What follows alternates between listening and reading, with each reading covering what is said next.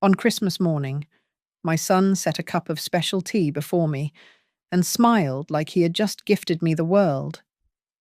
But his eyes did not meet mine. Instead, they focused on the pen and the folder waiting on the table. I switched our cups, simply out of a survival habit honed by years in business. I knew that sometimes family ties are just the sweetest traps of all. My name is Catherine O'Connell, though the business distinct world of Greyhaven, Massachusetts, knows me simply as Kit. At 56 years old, I have spent decades building Hearthline Atelier from a dusty workshop into a luxury furniture empire. I know the grain of authentic mahogany and the specific weight of a solid contract. I can spot a structural flaw in a design from across a showroom floor. Yet it seems I missed the rot growing in the foundation of my own family. The first fracture appeared on Christmas Eve. My phone lit up on the cold marble island of my kitchen with a text from my son, Evan. The message was brief. Mom, don't come to the brunch at the in-laws tomorrow. They just want it to be cozy this year. The words were short, but they sliced like a serrated knife. The irony was bitter. I was the one covering 80% of the costs for this new family tradition. I looked at my reflection in the darkened window. I saw a woman who regularly negotiated multi-million-dollar deals without blinking. But looking back at me was also a mother who had spent years bowing to her son because she was terrified of losing him. I had let that fear dictate my bank account for too long. My mind drifted back to 4 months ago. Evan had sat at this very table, his hands clasping mine. Mum? Please help me buy the house in Riverton Bluffs, he had said, his eyes wide and pleading. It would be the perfect start for us. For my future family, I agreed. I always agreed. But I had one condition. I demanded transparency regarding the paperwork. I wanted to see every document. His wife's parents, Dale and Corinne Hulbrook, were a different breed of exhausting. They liked to hint that my wealth was merely a stroke of luck, rather than the result of 30 years of grinding labour. They treated my generosity not as a gift, but as a tax I owed them for allowing my son to marry their daughter. I paid the heavy deposit. I paid the exorbitant design fees. I even paid for the entire Christmas housewarming package. All I received in return was a snide remark from Dale. Just make sure you do it properly. Kit, he had told me, don't embarrass the family with cheap finishes. But it was a small detail from last week that made the hair on the back of my neck stand up. Evan had asked me to sign some year-end documents to optimize taxes. It sounded standard enough. However, when I asked him for the name of the legal entity purchasing the house, he deflected. He shifted his eyes. He changed the subject. It was a subtle evasion. It was the exact kind of tell I looked for in dishonest suppliers. Now it is the morning of the 25th of December. The sky outside is a bruised grey. Evan stands in my living room. He looks handsome in his winter coat, but there is a tightness around his jaw that does not match the holiday spirit. He brought a gift box wrapped in silver paper and a thermos of tea he had prepared himself. He poured the steaming liquid into a porcelain cup and set it down right next to a thick folder of documents. Mum, drink this, he said, pushing the cup toward me with a smile that did not quite reach his eyes. I made it just for you. It has special herbs to help you relax. Then we can just sign these papers and get it over with. He uncapped a pen and placed it on top of the folder. I looked at the steam rising from the cup. I looked at the pen waiting on the table.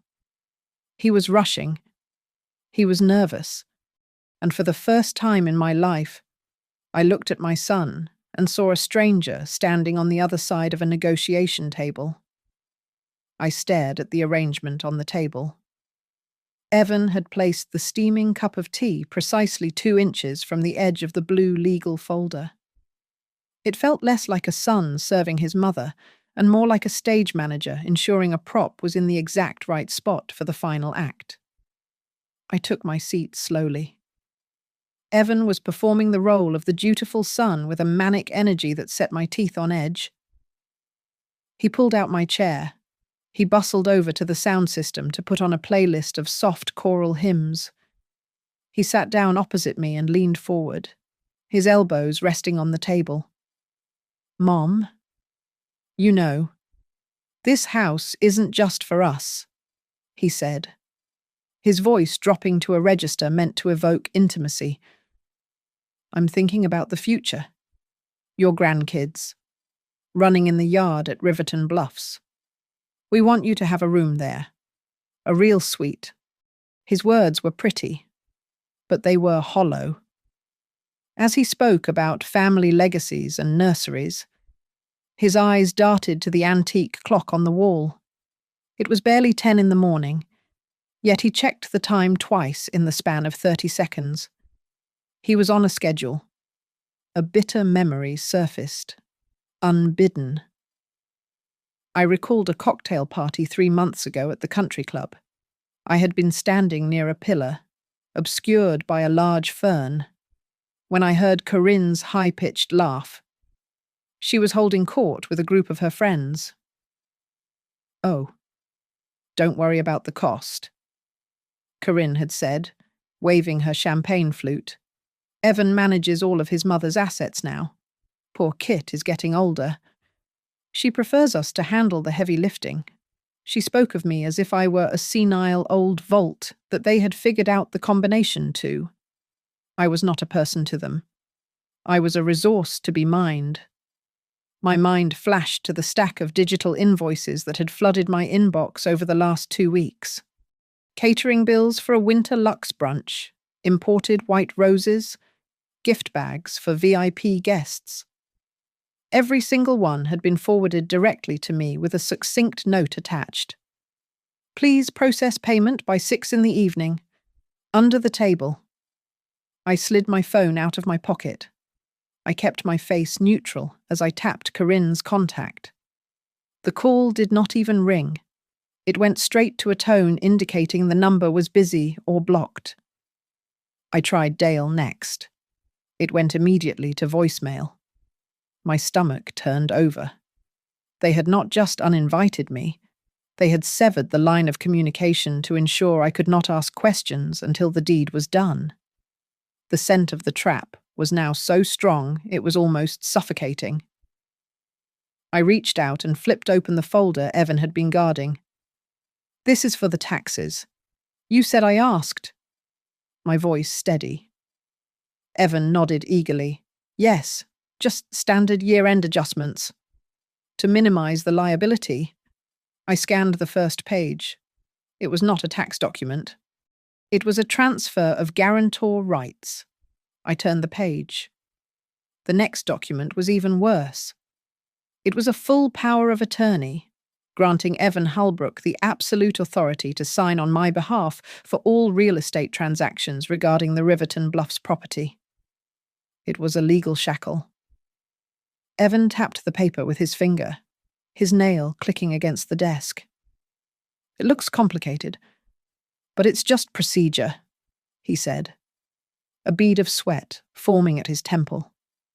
"Mum, just sign it quickly for me.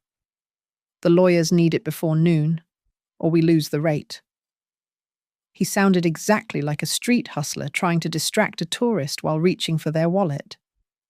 The desperation in his voice was pathetic. I decided then and there to give him the performance he wanted. I let my shoulders slump. I let my face soften into the expression of a tired, compliant mother who just wanted to make her son happy. "All right, Evan," I sighed. "If it helps you." He exhaled, a sound of immense relief. "I knew you'd understand," he said. "Oh, I forgot the ginger candy to go with the tea. Corinne sent it. Wait right here." He stood up and turned his back to me to head toward the kitchen counter where he had left his coat.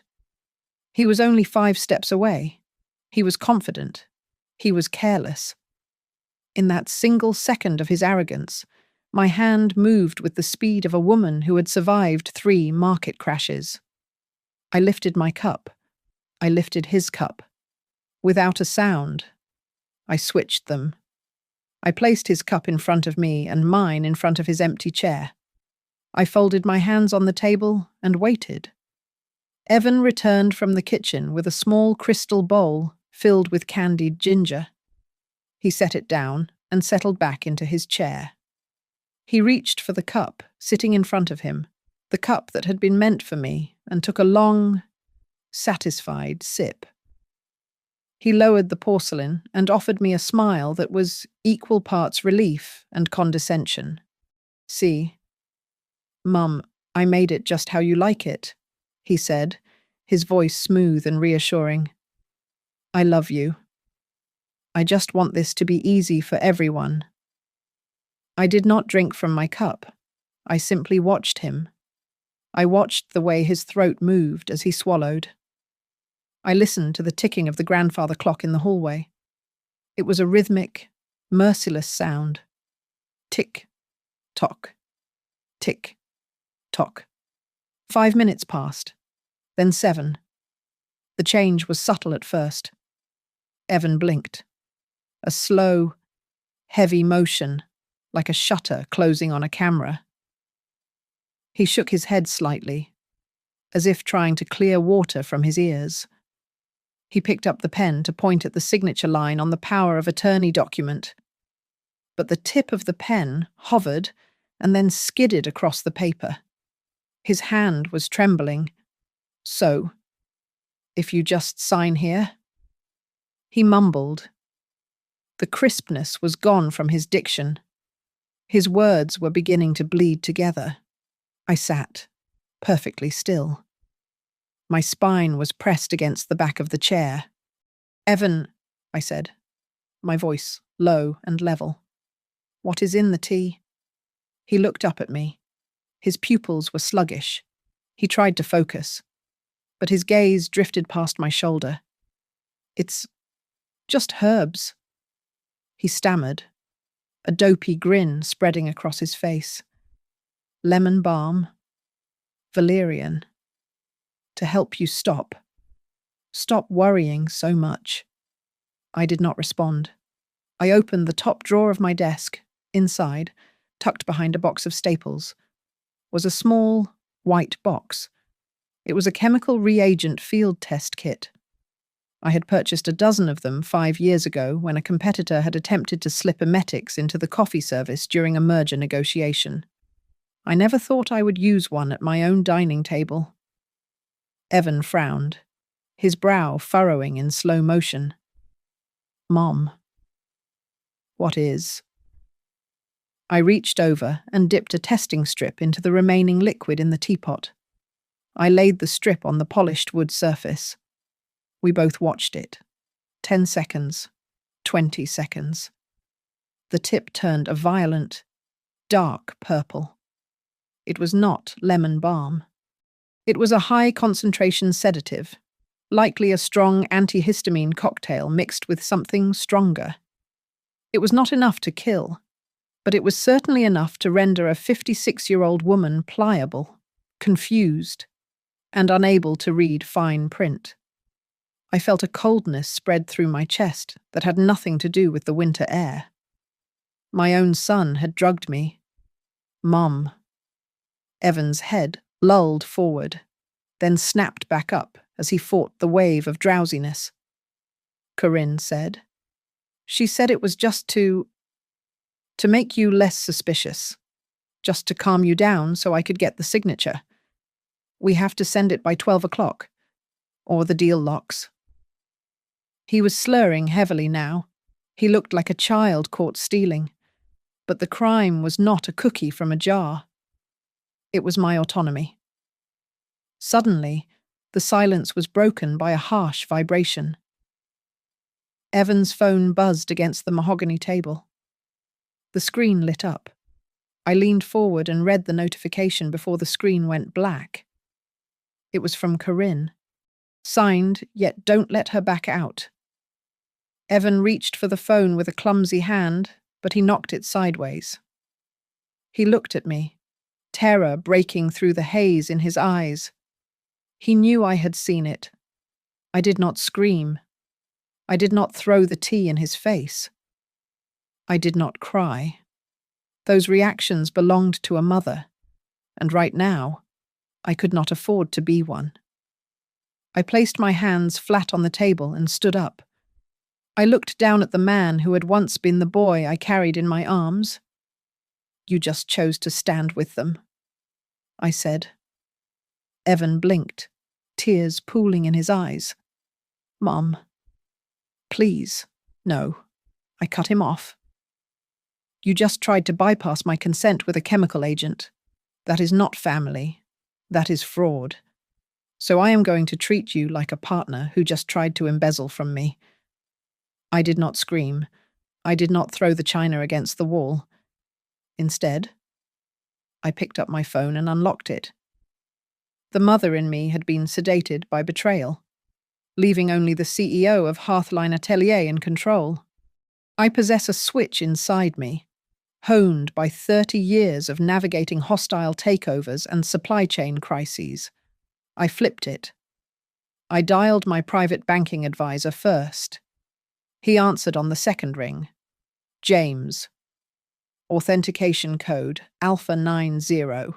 "Listen to me very carefully," I said, my voice devoid of tremor. "Freeze all pending transfers related to the Riverton Bluffs acquisition. Initiate a stop payment immediately. Furthermore, cancel all supplementary credit cards ending in 45 issued to Evan Halbrook. Effective immediately." Evan let out a strangled noise from across the table. He tried to stand, but his legs were heavy from the sedative he had intended for me. He slumped back, his eyes wide with a drug-induced panic. I ended the call and dialed again. This time, it was Sarah, the lead corporate counsel for my company. "Sarah, emergency protocol. I am contesting a transaction based on suspected duress and attempted forgery," I stated. "I need you to file for a temporary injunction on the Riverton property. Do not ask me for details yet. Just stop the paper trail." I did not wait for her confirmation. I hung up and dialed the brokerage firm handling the development. "This is Catherine O'Connell. The transaction for Lot 42 is now under formal dispute. If you hand over keys or release any escrow funds today, I will sue your firm for negligence and complicity in fraud. Seal the property." Evan was breathing hard now. The reality of what I was doing was piercing through the fog in his brain. He gripped the edge of the table, his knuckles white. "Mum, what are you doing?" he slurred, his voice cracking. You're killing me. Corinne she'll leave me." I lowered the phone and looked at him. I saw the sweat on his forehead. I saw the terror of a man who realized his safety net had just turned into steel bars. "No," I said coldly. "I am not killing you. I am simply stopping you from killing me with paperwork." I did not pause to comfort him. I raised my phone and took a high-resolution photograph of the purple test strip on the table. Then, I took a photo of the text message on his screen from Corinne. I forwarded both images to Sarah with a timestamp. The chain of evidence was now immutable. I reached for the folder again. Now that the emotional veil was lifted, I looked at the documents with the eyes of an auditor. I flipped to the wiring instructions for the deposit I had already sent. I had assumed it was going to the developer's escrow account. I was wrong. The beneficiary was listed as Halbrook Seasonal Holdings. It was a shell company. It was clumsy. It was obvious. They were not just buying a house with my money. They were funneling the cash directly into their own pockets through a dummy corporation. I dialed the chief financial officer of Hearthline Atelier. It was Christmas morning, but he answered. He knew I never called on a holiday unless the building was burning. Robert, I need you to log into the system now. I commanded. Run a query on all external vendor payments approved by Evan Halbrook over the last 6 months. Specifically look for marketing consultancies or seasonal service providers we have never used before. I waited. The silence in the room was heavy. Evan had his head in his hands. I see them, Robert said through the speakerphone 2 minutes later. Series of payments to HS Holdings, labeled as Winter Branding Strategy, totaling nearly $60,000. Catherine. These looked duplicate. It was not just the house. Evan had been bleeding my company dry to fund his wife's lifestyle for half a year. Lock his credentials, I ordered. Revoke his access to the server, the building, and the company accounts. Right now. Send a security flag to IT. I want him completely dark before noon. I hung up the phone and placed it gently on the table. Evan looked up at me, tears streaming down his face, a pathetic mix of guilt and the sedative's influence. He looked small. I stood up and smoothed my blouse. I was done reacting. Now, I was operating. I was not going to cut them off quietly. I was going to drag this entire stage play out into the blinding light of day. I ignored the advice to stay away. I drove my sedan past the line of luxury SUVs parked along the Halbrooks' driveway. The text message had claimed they wanted a cozy gathering, but I counted at least 40 cars. I did not wear a festive red dress or gold jewelry. Instead, I wore a structured charcoal wool coat and flat leather boots.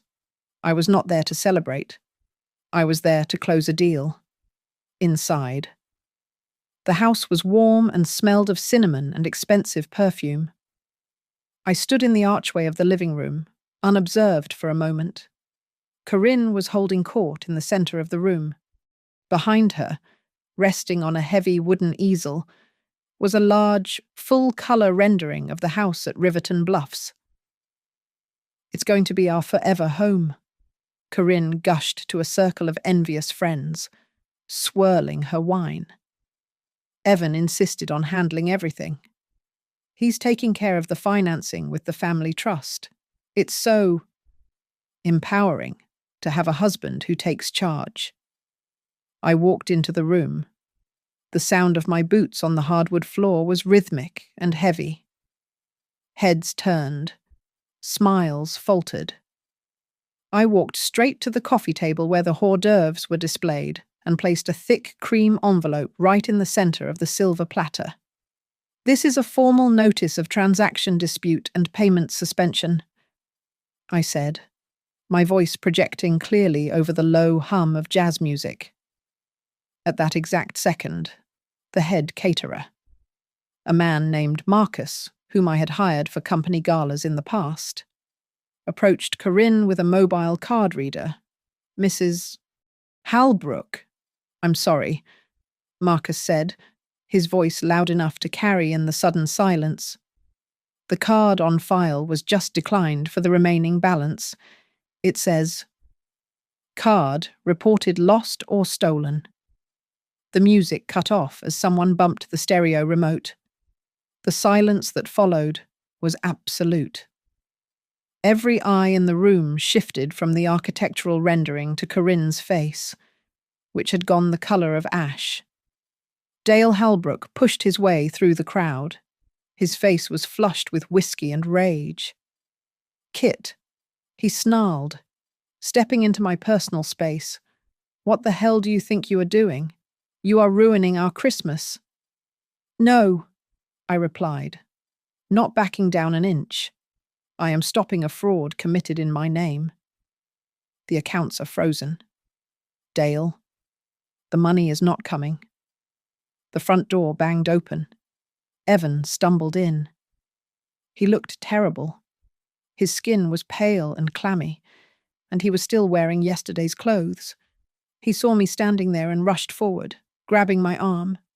"Mom, please," he rasped, his eyes darting around the room full of judging faces. "Let's go outside. Don't do this here." I pulled my arm from his grip. I was not leaving. I needed witnesses. These people were the audience Corinne performed for, and I needed them to see the curtain fall. "I am not going anywhere," I said. A man stepped forward from the crowd. It was Arthur Penhaligon, a senior vice president at a regional bank and an old friend of Dale's, though we had served on charity boards together. He looked at the envelope I had placed on the table, where the header was visible. "Wait a minute," Arthur said, frowning as he looked at Dale. "Halbrook Seasonal Holdings. Dale. Isn't that the shell entity you used for that write-off scheme 3 years ago? That doesn't look like a developer escrow account." A murmur rippled through the room. The validation from a third party was the final nail. Corinne realized she was losing the room. Her face crumpled. She threw her hands up and burst into loud, theatrical sobs. "She's doing this on purpose," Corinne wailed, pointing a shaking finger at me. "She's just jealous. She's jealous because she's alone and she can't stand to see Evan happy in a real family. You're a bitter, lonely woman." I looked at her. I felt absolutely nothing, no anger, no pity. "I am not jealous of your family." "Corinne," I said, offering her a thin, cold smile. "I am only jealous of the confidence of someone who spends money they did not earn. I did not drive home to weep into a pillow. Instead, I drove straight to the glass and steel headquarters of Hearthline Atelier. The building was empty on Christmas Day, the corridors silent and smelling of industrial cleaner. I unlocked the executive conference room, where Robert, my CFO, and Sarah, my head of legal, were already waiting. They had abandoned their own holiday dinners at my request. We did not waste time with pleasantries. We opened the digital archives. "It is worse than just the marketing invoices," Robert said, sliding a tablet across the polished table. "Look at the data transfer logs from last Tuesday. Evan authorized a strategic partnership agreement. He exported our top-tier client list over 500 names with a net worth over $10 million to a company called Baseless Interiors." I frowned. Baseless Interiors was a low-end competitor that had recently tried to pivot to luxury. "Why them?" I asked. Sarah tapped her keyboard. I ran a background check on their employment history. Corinne Holbrook worked for Baseless Interiors for 3 months back in 2021. She didn't leave voluntarily. She was terminated for cause. Sarah turned the screen toward me. It was a scanned disciplinary report. Corinne had been caught processing fake refunds to her own credit card. It was petty, stupid greed. And now, she was using my son to feed my clients to her old bosses, likely for a referral fee. I logged into Evan's corporate email account, which IT had mirrored for me. I needed to understand the psychology behind the betrayal. I found a thread between him and Corinne dated 2 days ago. "I don't know if she'll sign the power of attorney." Evan had written. Corinne's reply was immediate. "She will if you make her tired. She hates conflict. Just wear her out and tell her it's for the grandkids. She'll do anything to avoid a scene." I stared at the screen. My hands were cold. They had weaponized my love for peace. They knew I would swallow insults to keep the family together, so they decided to choke me with it. "Let's look at the house contract again," I said, my voice hard. We projected the real estate documents onto the wall. I dissected the fine print. The purchaser was listed as Red Oak Management LLC. That's not Evan, Sarah noted. I just pulled the corporate registry. Red Oak Management is solely owned by Dale Halbrook. The structure was diabolical. Dale's company would own the asset. Evan was listed merely as the authorized signing representative, and I was listed as the primary payment guarantor. If I had signed that power of attorney, I would have bought Dale a house, paid for its upkeep, and had zero legal claim to the property. My private investigator, a man I kept on retainer for vetting suppliers, called me back. I put him on speaker. You were right to pause the money. Kit. His voice crackled. Dale Holbrook is underwater. He owes the IRS nearly $200,000 in back taxes for his landscaping business. He's facing a lien. He needed this house in a separate LLC to shield his assets while using your credit to secure the mortgage. It was not a gift. It was a bailout. Then, I found the final piece of the puzzle in the message logs. It was a text from Corinne sent the night before Christmas Eve, referencing the morning visit. Don't just talk to her. Corinne had texted. Make her drink that special blend I gave you.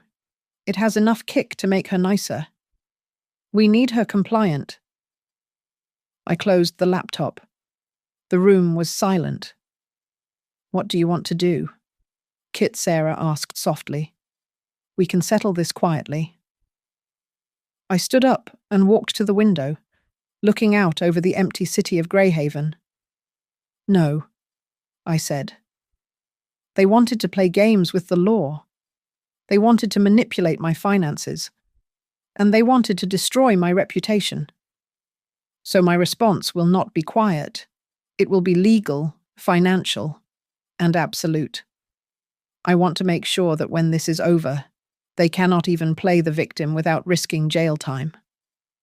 By 2:00 on the afternoon of the 26th of December, the machinery of justice was grinding forward with terrifying precision.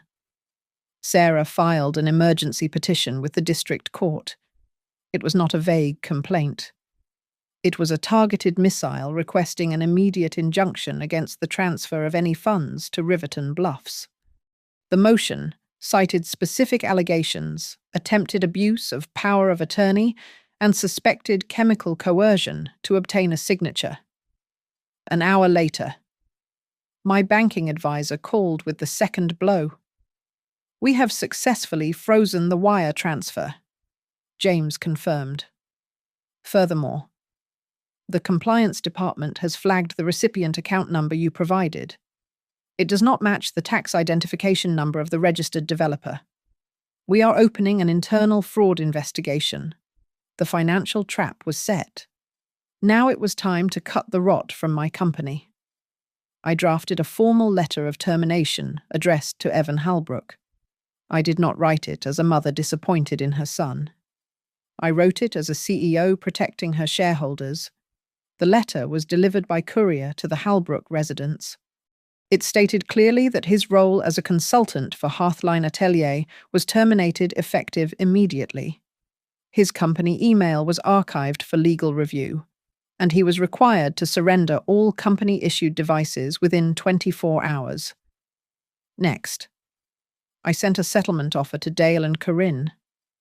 It was a lifeline, though I doubted they had the wisdom to take it. The terms were simple. If they returned the deposit in full and reimbursed me for the forensic accounting fees, I would sign a non-disclosure agreement. I would not go to the police. I would not go to the press. It was a dignified exit. Corinne's response came via a voice message less than 10 minutes later. Her voice was shrill and distorted by rage. You think you can bully us with lawyers? We aren't taking your deal. You are just trying to control us. Go ahead and try to fight us. You will be known as the evil mother who destroyed her son's happiness because she was too cheap to help him. She hung up, But she had made a fatal tactical error. Sarah walked into my office moments later, holding a fresh stack of court filings. A grim smile played on her lips. "You aren't going to believe this," Sarah said, dropping the papers on my desk. "They filed against you first. They filed this morning, claiming promissory estoppel. They are arguing that you verbally committed to funding the house and are now backing out in bad faith." I picked up the document. "They sued me." "Yes." Sarah pointed to the plaintiff line. "But look who the plaintiff is. They didn't file as individuals. They filed as Holbrook Seasonal Holdings. In their rush to claim the money, they legally admitted that the shell company is the intended beneficiary of your funds, not the developer. They had just handed me the smoking gun on a silver platter. They had exposed their own shell game in public court records." I turned to my evidence board. I had the timeline perfectly arranged. At 9 in the morning, the text messages from Corinne instructing Evan to drug me. At 10 in the morning, the time-stamped photo of the purple test strip showing high-dose sedatives. At 10:30, the metadata from the digital signature attempt. And now, at 4 in the afternoon, their own lawsuit proving the financial diversion. "They want a fight," I said, looking at the photo of the purple strip. "They think this is a family dispute about a house. They do not realize this is now a corporate defense case." I picked up my phone and dialed my public relations director. "Book the small conference room for tomorrow morning at 9 o'clock. I ordered, invite the trade press and the local business journal. No, this is not about the family. This is a statement regarding a data breach and the steps Hearthline Atelier is taking to protect our client privacy." I was not going to air my dirty laundry. I was going to frame this as a security issue. I would protect my clients from the data Evan had stolen. And in doing so, I would publicly destroy the professional credibility of anyone involved in the theft. There was no turning back now. The teacup had been switched, and they had drunk every last drop. They arrived at the glass doors of Hearthline Atelier just after 10 in the morning.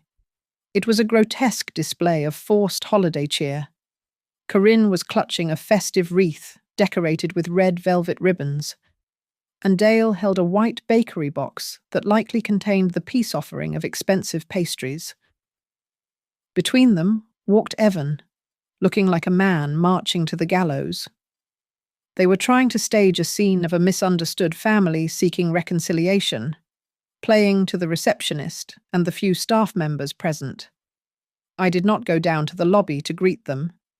I instructed security to escort them directly to Conference Room B.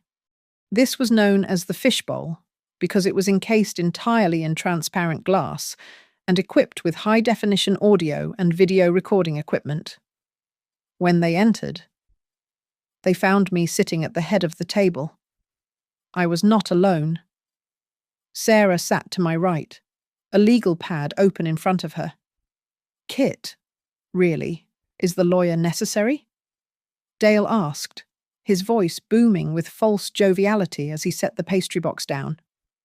"We just want to clear up this silly misunderstanding. We brought stolen." "Sit down," I said. Corinne immediately burst into tears. It was a practiced mechanism, like turning on a faucet. "Oh, Kit, you have to understand," she sobbed, dabbing at dry eyes with a lace handkerchief. "Evan, he just made a mistake. He was just trying to show initiative. He loves you so much, and he wanted to surprise us all." When she saw that my expression remained as hard as granite, her demeanor shifted instantly. The tears vanished, replaced by a sneer. "But you wouldn't understand that, would you?" she spat. "You are just a lonely, bitter woman. You are jealous because Evan loves me more. You want to drag your own son down just to keep him under your thumb." I looked at Evan. He was staring at his hands, his shoulders shaking. Is that true? Evan, I asked. Am I dragging you down? He looked up. His eyes were red-rimmed and desperate. Mom, please, he whispered, his voice cracking. I just can't lose her. If I don't deliver this house, if I don't make this work, she said she would leave. I was desperate. So you drugged me? I asked. It wasn't supposed to hurt you, he cried out. It was just to make you easier, to make you stop asking questions. Dale slammed his hand on the table, trying to regain control of the narrative. Look, Kit, let's talk business, he said, pulling a sheaf of papers from his leather satchel. We can fix this. If you just release the funds for the house, we can work out a repayment plan over 10 years. I even drafted a proposal here to show our good faith. He slid a document across the table. I picked it up. It was a chaotic draft, clearly typed up in a hurry. But my eyes caught a paragraph on the third page that Dale had likely forgotten to redact in his arrogance. It referenced a secondary financing clause secured by the Riverton Bluffs property. I read the line aloud. Capital raised from the mortgage equity will be utilised for the acquisition of Class A voting shares in Hearthline Atelier. The room went dead silent. I looked up at Dale. The colour drained from his face. This was not just about a free house. They intended to use the house paid for with my money as collateral to take out a loan, which they would then use to buy a controlling interest in my own company. They were planning a hostile takeover funded by my own bank account. You weren't just stealing a home, I said, my voice barely a whisper. You were coming for my life's work. That's just a draft, a template. Dale stammered, sweat beading on his upper lip. I stood up. The chair scraped loudly against the floor. I looked at Evan, who was cowering in his seat. I used to think I was raising a son, I said, looking him dead in the eye. It turns out I was just raising a pipeline for money to flow to other people. I turned to the security officer standing outside the glass door and signalled him to enter. Escort Mr. and Mrs. Halbrook and Mr. O'Connell off the premises immediately. I ordered, if they return, call the police for trespassing. As security stepped forward, I turned to Sarah. File the formal complaint with the Consumer Protection Bureau regarding the client data breach, I commanded, loud enough for them to hear. And send a copy to the district attorney. We are done negotiating. Evan tried to reach for my hand as he was pulled up from his chair. Mom? Wait. Don't, I said. The only thing waiting for you now is the consequences of your signature. The night before the hearing, my apartment was silent. It was not a peaceful silence. It was the heavy, pressurized quiet of a coastline waiting for a hurricane to make landfall. I sat in my leather armchair with a glass of water untouched on the coaster. I did not cry. Tears are for grief, and I was past grief. I was in a state of cold realization.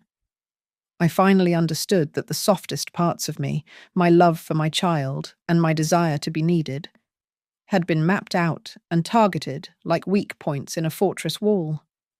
Evan had not just made a mistake. He had weaponized my motherhood against me. I opened my laptop to review the arsenal I had assembled for the morning. The centerpiece was a digital video file from the security camera in conference room B. We had posted clear signage stating the room was recorded, which made the evidence admissible. I pressed play. I watched Corinne's face on the screen, distorted by her tantrums. It wasn't supposed to hurt you, Evan's voice said through the speakers. Then Corinne's voice cut in, sharp and dismissive. It was just to to make you easier, to make you stop asking questions. It was a confession. She had admitted to administering a substance with the specific intent of suppressing my cognitive functions to secure a signature. Next to the video file was a sworn affidavit from Dr. Aris, my family physician for 20 years. I had sent him the toxicology report from the test strip. His statement was clinical and devastating. He confirmed that the combination of high-dose antihistamines and sedatives found in the tea would induce significant cognitive dissociation and impaired judgment in a woman of my age and weight. It proved that I would have been medically incapable of legally consenting to a contract had I drunk it. I flipped through the financial exhibits. My forensic accountant had done his work well. We had a clear diagram showing the flow of money. The deposit I sent did not sit in an escrow account. It had bounced from the shell company, Halbrook Seasonal Holdings, to a personal account held by Dale, and then immediately out to the Internal Revenue Service to pay down his tax liens. We had the tax records proving Dale was insolvent. He was drowning in debt, and he had tried to use my son as a life raft. At 2 a.m, the screen of my phone lit up in the darkness. It was a message from Evan. "Mom, I will tell the truth. But please save me from them. I'm scared." I looked at the glowing words. My thumb hovered over the screen. A week ago, I would have called him immediately. I would have told him everything would be all right. But that woman no longer existed. She had died the moment she realized her son was willing to drug her for a pat on the head from his father-in-law. I did not reply to him. Instead, I sent a secure message to Sarah, my attorney. If he wants a lifeline, he earns it. The condition is total surrender. He confesses to the scheme on the record. He returns all stolen client data, and he signs a binding agreement waiving any future claim to my assets or the company. If he agrees, we protect him from jail. If not, he falls with them. I stood up and walked to my dressing room. I needed to select my armor for the courtroom. I pushed aside the soft beige cashmere cardigan I usually wore to family events. I reached for my sharpest suit, a navy blue tailored piece with structured shoulders and a high collar. I did not choose it to look beautiful. I chose it to look impenetrable. When I walked into that courtroom tomorrow, I would not be walking in as a betrayed mother seeking pity. I would be walking in as the founder of Hearthline Atelier, protecting her life's work from parasites. I walked back to the kitchen to turn off the lights. The porcelain teacup, the one I had switched yesterday morning, was sitting on the edge of the sink. I picked it up. It felt light and fragile in my hand. I looked at the delicate floral pattern. It was a reminder that the sweetest things are sometimes the most dangerous traps. I set the cup down gently on the counter. I turned off the last light. The darkness was absolute, but my mind was clear. I was ready to close the deal. The hearing took place in a sterile courtroom that smelled of floor wax and stale coffee. The Halbrook's attorney, a man with a shiny suit and a loud, booming voice, tried to paint the narrative immediately. "Your Honor, this is merely a domestic squabble that has spiraled out of control," he declared, gesturing dismissively toward me. "Mrs. O'Connell is using her considerable wealth to control her adult son. She promised a generous gift for the holidays and is now retracting it out of spite because she feels neglected." I sat stone-faced at the plaintiff's table. I did not argue feelings. I did not cry. I simply nodded to Sarah. We presented the chain of evidence with the cold precision of an autopsy. Exhibit A was the power of attorney document, drafted not by Evan, but by Dale's personal lawyer. Exhibit B was the bank record showing the destination of the funds was a shell company, Halbrook Seasonal Holdings, not the developer. Exhibit C was the internal email log showing Evan's embezzlement from Hearthline Atelier. And Exhibit D was the photograph of the purple test strip. Corinne stood up, her face flushing a deep, angry red. "That test is fake," she shouted, ignoring her lawyer's hand on her arm. "I never put anything in that tea. She's lying to frame us." Sarah pressed a button on her laptop. The audio recording from the conference room earlier that morning filled the courtroom. It was crystal clear. It was just to make you easier, Evan's voice said on the recording. Then Corinne's voice cut in, sharp and undeniable. To make you stop asking questions. The silence that followed was absolute. The judge, a stern woman with glasses perched on the end of her nose, stared at the defense table. Corinne slumped back into her chair, her mouth opening and closing like a fish on dry land. Then came the final turn. Evan stood up. His legs were shaking, but he pushed away Dale's hand when his father-in-law tried to pull him back down. "Evan, sit down," Dale hissed. Evan ignored him. He looked at the judge, then at me. "Your Honor?" "They wrote the papers," Evan said, his voice trembling but audible. "Corinne and Dale told me exactly what to say to Mom.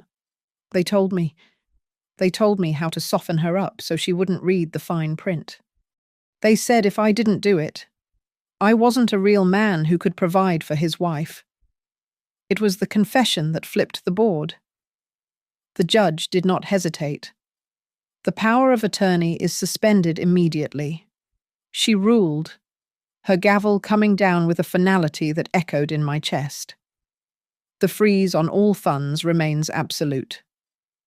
Furthermore, I am referring the financial records of Halbrook Seasonal Holdings and the testimony regarding the chemical coercion to the district attorney for a criminal fraud investigation, right there at the table." Sarah slid the final document toward me. It was the formal revocation of all financial guarantees. I signed my name in blue ink. The house at Riverton Bluffs was no longer a gift. It was now evidence. I walked out of the courtroom with my head high. In the hallway, I heard running footsteps. Evan caught up to me near the elevators. He looked wrecked, his tie loose, his eyes pleading. Mom. Wait. He gasped, reaching for my sleeve. I told the truth. I fixed it. Please. I can't go back with them. They'll destroy me. I looked at him.